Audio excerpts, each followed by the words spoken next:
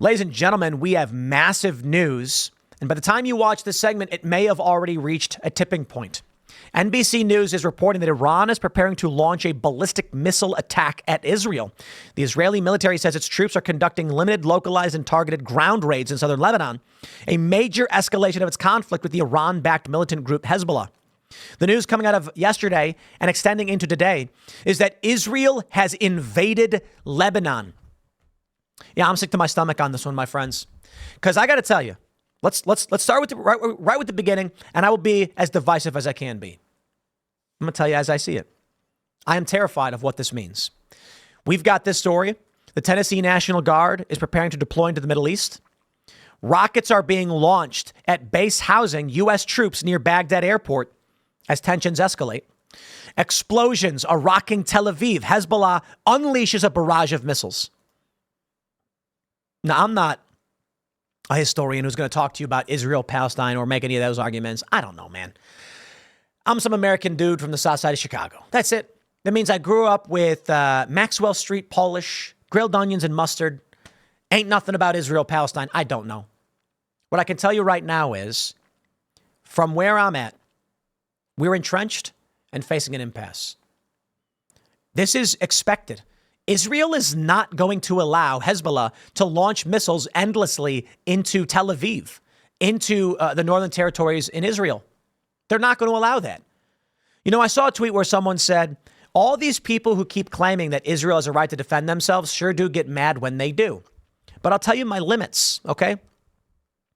I see those posts and I'm like, it's hard for me to argue, okay? I know the Palestine-Israel thing is crazy, settlements in the West Bank. Man, I don't know. What I can tell you is that Hamas attacked Israel and took a bunch of hostages. There's no justification for that. You don't get to be like, yeah, well, they're oppressed, so they're allowed. No, you don't. Okay? Look, we have concepts of what is justifiable and what is not justifiable.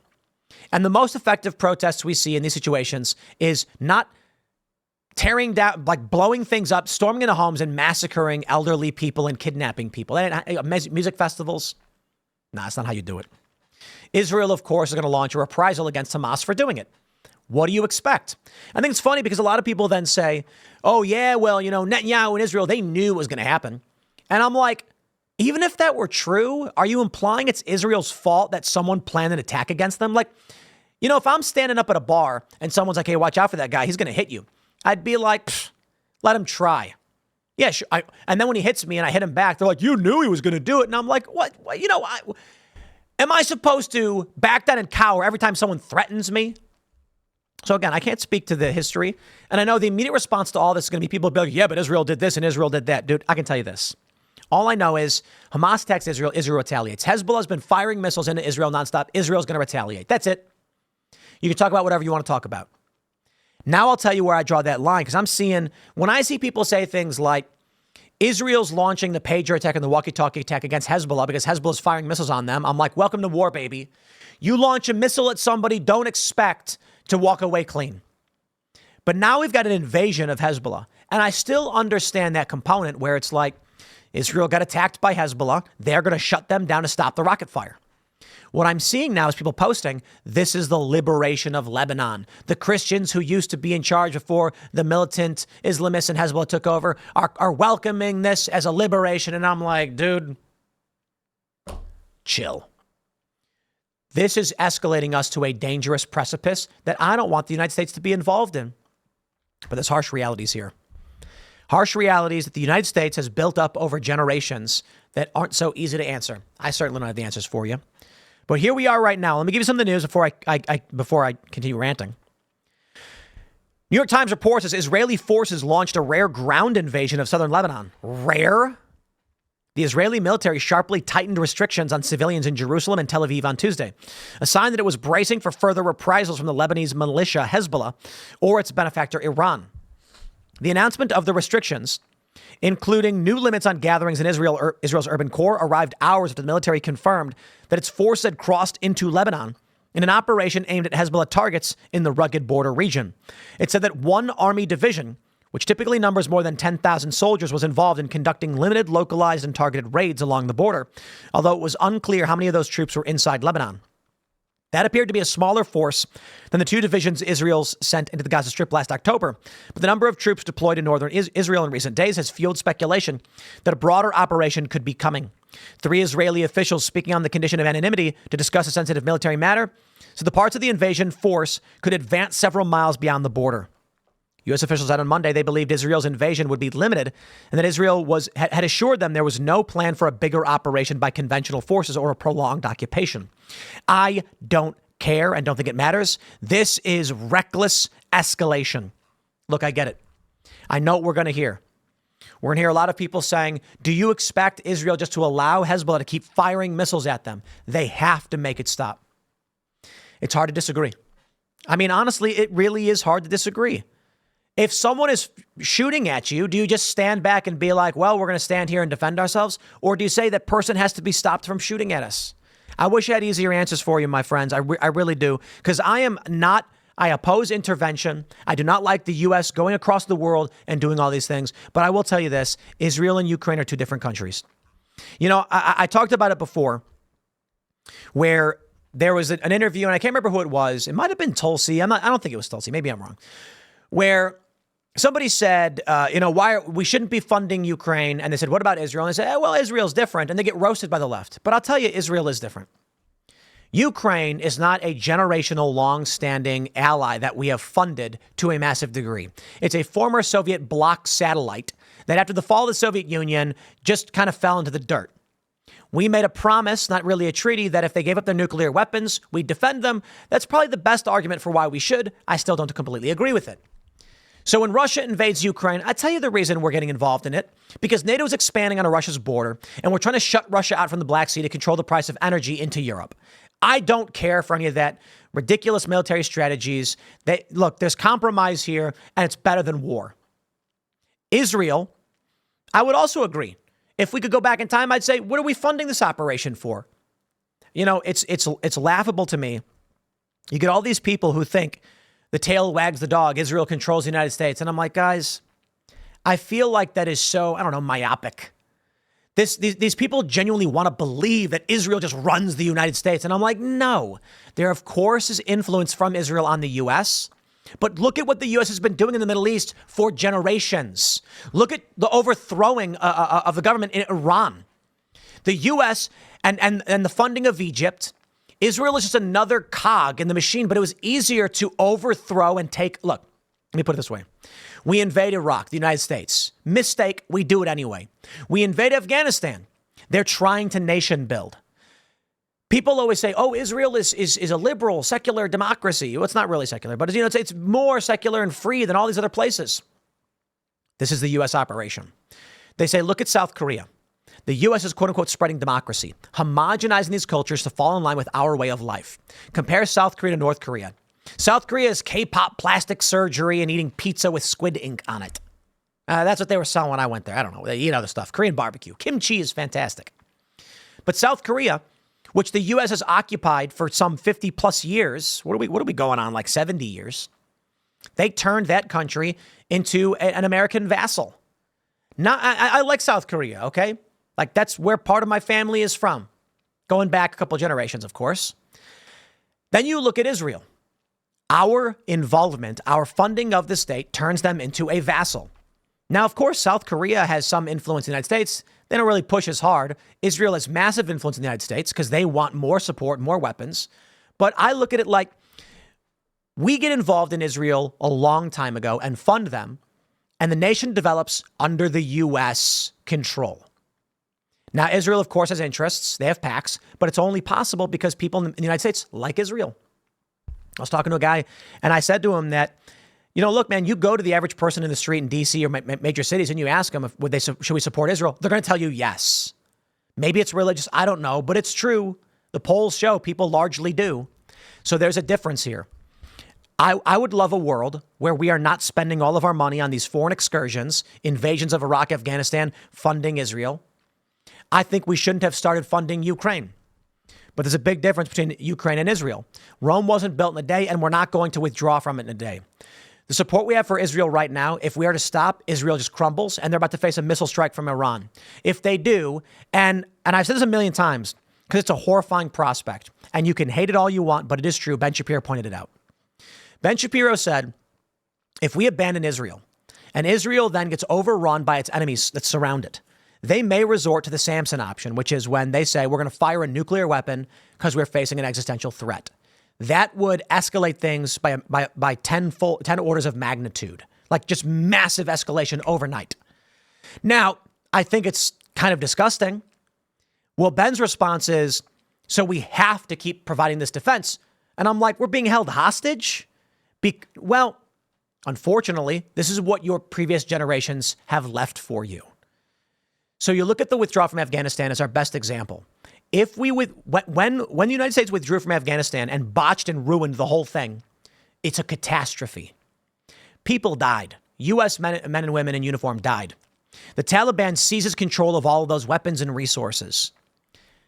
You got to understand that the same thing's going to happen if we have a botched withdrawal from support of Israel. So I'm not one of these guys going to come sit here and tell you that Israel runs the world. It's ridiculous. They have influence in the United States. No question. AIPAC is powerful, but only powerful because people in the U.S. and members of Congress genuinely want Israel under our influence. So it's inverse influence, but the U.S. is getting what it wants out of it. If we were to right now today say, cut them off, you're on your own, it's catastrophe. I would be totally on board with, let's start working towards ending this relationship. You're on your own. That's America should be securing America's interests. But the military-industrial complex, the IMF, the World Bank, the World Economic Forum, and all these institutions want Israel as a hub in the Middle East, the same as they wanted Afghanistan to turn into democracy or whatever. Make no mistake. That was the plan for Afghanistan. They wanted a multi-generational occupation of Afghanistan. So the people who lived there grew up under our rules and started to emulate our culture. That's what they wanted. And when we set a timeline to get up because it wasn't working and it's stupid anyway, what do we get? Biden's failure causes catastrophe in the region, destabilization. You know, I wish the world was as simple as a lot of people just say, cut off the funding to this country and that country, just do it now. And I'm like, man, I want less war, not more. And if you look at what happened in Afghanistan, we're creating more conflict and crisis. Reportedly now, the Taliban's been selling off U.S. weapons to people who know how to use them. Iran, namely, they're using those weapons on us in other places. I don't like what's going on. You know, Ron Paul made a point a long time ago. He said, when it comes to the withdrawal from Iraq and Afghanistan, they say we can't because we have no exit strategy. And he says, BS. If you prescribe the wrong medication, you get them off of it. I would add to that, yes, but if someone's addicted to opiates, you can't just take them off right away because the withdrawal would kill them. But you do immediately begin weaning them off of that. You don't sit around and wait and say, we'll figure it out when we can figure it out. No. We do that now. And now that we're facing World War III, perhaps that is what we need to be doing. We need to be saying, okay, time for us to wash our hands of this. We do not want to be involved in World War III. Look, I like Israel. I do. And I will not tolerate enemies wiping out a nation, right? Or adversaries of Israel wiping them out. I think that is a devastating outcome that nobody wants. Certainly, there's a lot of people who believe crazy things who want it. No, I don't. I don't want to see a reality where Israel launches any kind of missiles or nuclear strikes. I don't want any of that. I do fear that if we cut off Israel and say you're on your own, they get flattened instantly. I fear that if the Gaza Strip, for instance, is opened up as the leftist activists are demanding for, you're going to get October 7th all over again. So I don't have good answers for you. I don't like being involved, but we're entrenched. That's a reality. So the best way out of this is going to require strategy. In the meantime, when I hear that we're sending U.S. troops, National Guard, into the Middle East, I'm just starting to get pissed off. And I got to be honest with you guys. I don't believe that Donald Trump is going to have all the answers. We may be looking at an escalation of war that Trump can't solve. Now, Trump's pro-Israel. I can't imagine Trump getting in office and then being like, no help for you, Israel. No, I imagine Trump getting in and saying, we're going to give Israel everything they need. Same with Joe Biden and Kamala Harris. I think Trump is the better option for negotiating peace and will bring us closer to it. But if this conflict escalates right now to this degree, Trump's going to get in office and inherit wars he cannot stop. I said this a couple of years ago, you know, with the Ukraine war, Trump gets in, that war ends. Conversation with Vladimir Putin, conversation with Zelensky, and we wrap this thing up. And it means concessions, but it means no more killing, no more dying. We shouldn't be involved in this. Ain't going to be so easy with Israel. I hear this all the time. Everybody's got an answer. Israel, Palestine. Look, that's why I just say, I don't know, man. Because you get the Palestine people saying that Israel was offered a solution. They refused. And then Israel says, what are you talking about? Dude, I'm not interested. I'm telling you right now, Israel's invading Lebanon, and it's worrying. And the argument is, well, missiles are being launched at them. It's true. Israel didn't start firing at Hezbollah. Hezbollah started firing at Israel. So I don't have any good answers for you. If Iran is to launch, we'll pull up another source on this one, a ballistic strike, I think we're going to see a dramatic escalation. We've already got troops going in. U.S. warns Israel of imminent Iranian missile attack. IDF says its defenses are ready. Is wild, dude. What do we have here? Turkey, Belgium, Bulgaria join countries calling on their citizens to leave Lebanon. I mean, we're looking at missile strikes into Beirut. This is full-scale war. It has begun. Israel at war, day 361. This spreads. I don't see any alternative. I don't see there's no off-ramp here. Here we go, 16 minutes ago. Iran's supreme leader, Ayatollah Ali Khamenei, will lead the Friday prayer in Tehran this week and deliver a sermon that is expected to set the tone for Iran's strategy against Israel. Khamenei only leads the Friday prayer under extraordinary circumstances. The last time was 2020 after Iran launched ballistic missiles against an American base in Iraq following the killing of Iran's top general, Qasem Soleimani. They say the Israeli military said it had once again attacked in Beirut, with Lebanon's state-run news agency reporting 2 separate strikes on nearby buildings, both of which are close to the main road leading to Beirut's airport. Smoke could be seen rising above the city's skyline following the attack, and ambulances heard rushing to the scene. Wild, man. We have the map here, and this is crazy. Wow. What is this? Are they showing us what this is? So here's the current map of northern Israel and Lebanon, and it says towns Israel told residents to leave. Look at all these locations. Military zone closed by Israel. This is a large swath, a large portion of Lebanon many towns being told to get out by Israel. This is going to expand. New York Times is reporting Iran is poised to launch an attack on Israel. 3 Israeli officials said the attack would involve unmanned drones and missiles fired towards Israel. One of the U.S. officials said it would involve ballistic missiles, while the second said that it was unclear what kind of attack would be launched. The officials all spoke on the condition of anonymity to discuss a sensitive military matter. Any attack would significantly raise the risk of an all-out war between Israel and Iran, including its proxies across the Middle East. For years, the two countries have fought a shadow war, with Iran seeking Israel's destruction and Israel seeking to blunt Iran's regional influence. My friends, if Iran launches a strike on Israel, and this escalates into a full-scale conflict, the U.S. is involved. It's not about will it get involved, when it is. The U.S. was already trying to build a beachhead in Gaza, a port for delivering supplies and humanitarian aid. Get out of here with that, dude. We know what's going on. They're building a dock so they could ship in materials for Israel. That's a beachhead. The port got washed away. It's rather shockingly pathetic. But the U.S. already has boots on the ground in the area. If Iran begins striking more U.S.-based housing with U.S. troops, and Iran's at war with Israel, the U.S. is in the war. And if the U.S. is now split with the Middle Eastern front and our support for Ukraine, China moves into Taiwan. No question. The U.S. cannot handle a wide-scale war like this. Europe, what the EU would have to mobilize, and then things get nuts. You know what, man? There's no easy answers. And everybody thinks there is. Everybody wants there to be, but there are no easy answers, okay? The scenario I often give people to try and understand what we're looking at, because they think it's so simple. These people get naive. They're like, why can't you just go to Iran and say, hey, look, I meet these activists, and they're like, we don't want to go to war. It's our leaders. They're just crazy and they hate each other. I saw this one cartoon once where there's an Israeli guy at a podium yelling and an Iranian guy at a podium, and then underneath the podium, 2 hands are reaching out, sharing roses. But they don't get it. What the people often don't understand is the reasons for the war are not whimsical. Iran's got resources that it needs and its people want to expand its economy. Israel, all the same. Then you've got ideological conflict. The support or opposition of Palestine and Gaza and these things, there's no answer there. There's no simple solution. That's kind of the running gag, that Israel-Palestine peace in the Middle East can't be solved.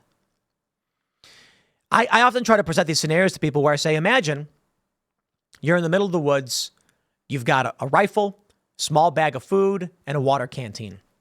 And you're walking, you're lost. You have no idea where anything is. There's no civilization. Let's say the apocalypse happened. And then you see a guy 100 yards down, looks just like you. Same clothes, carrying a weapon. What do you do? And a lot of people, it's a thought experiment with no answer, right? I hear a lot of people and they say, I'll yell to him. I say, oh, okay, you yell to him. He jumps and hides behind a tree. What do you do now? Like, I don't know.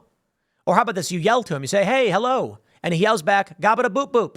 And you're like, what? And he goes, blaga blaga. He doesn't speak English. What do you do? And there's a lot of risks to a scenario like this. Do you slowly approach the person? You start approaching him. He puts his hand up. He's scared. Who are you? What are you doing? Get away from me. I got no food. I'm going to die. Get away. Or he smiles and he says, come over here. And you do. And then he shoots you and takes your stuff. You just don't know. It's a thought experiment with no solution. You put your weapon down, hold your hands in the air and say, I need help. And the guy says, yeah, I'll help you. Bang, takes your food and your water. Or why would he assume that you're not going to do the same thing? It's an impasse. Now consider this in these scenarios. There is a small pool of water that is fresh and clean in rocks, and you look at it and you're like, there's some water. And he looks at it and you look at it and you're like, I need that water. I'm dying. And he goes, yeah, sorry, I need water. I'm dying. Or make it worse. Your family is huddled behind you, and so is his family. And he says, I'm sorry, my children need this water, and I will not let you take it. This is how war comes to be. It's not arbitrary. Many of these activists think that war is like two guys just being like, I'm going to bang my chest because I deserve these things. They're calculated. They're absolutely calculated for power and control, and there's no easy way out.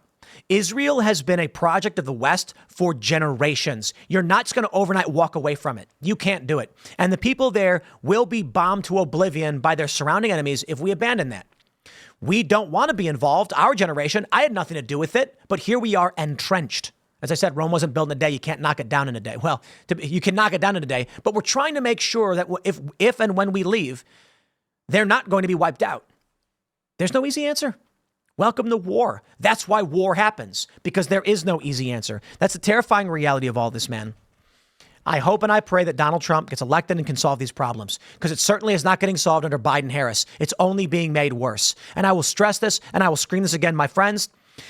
Biden and Harris have been in office now 3.5 years, and look at what we are getting, okay? The conflict is growing. It's getting worse. I see one path forward, and it's a long shot, but it's Donald Trump. If he gets elected, maybe he can negotiate something out of this. The Abraham Accords were great, but I don't know. We'll see. Hope for the best, prepare for the worst, my friends. Smash that like button. Head over to timcast.com. Buy the song Coming Home on iTunes. It's our new release, and we really do appreciate it. If every single person who watched, actually, I'll tell you this right now. If every person who watched this show purchased the song Coming Home on iTunes, we'd probably be the #1 song in the country. It's kind of crazy how it's that simple, but it's just people don't. So I'll just say, I know a lot of you don't want to buy the song and support us. Totally get it. I deserve nothing. But it would be great to have a song called Coming Home about the destruction of our cities, the failure of our politicians. And it's not overtly political. It's subtle politics of coming home to see that our memories have faded and what we once loved is gone. We get 200 to 300,000 views on this show. If 200,000 people bought that song, we're #1 worldwide. No question. Presumably. That would be fantastic. So would appreciate your support. Smash that like button. You can follow me on X at Timcast. The next segment is coming up for everybody at 4 p.m. Thanks for hanging out. We'll see y'all then.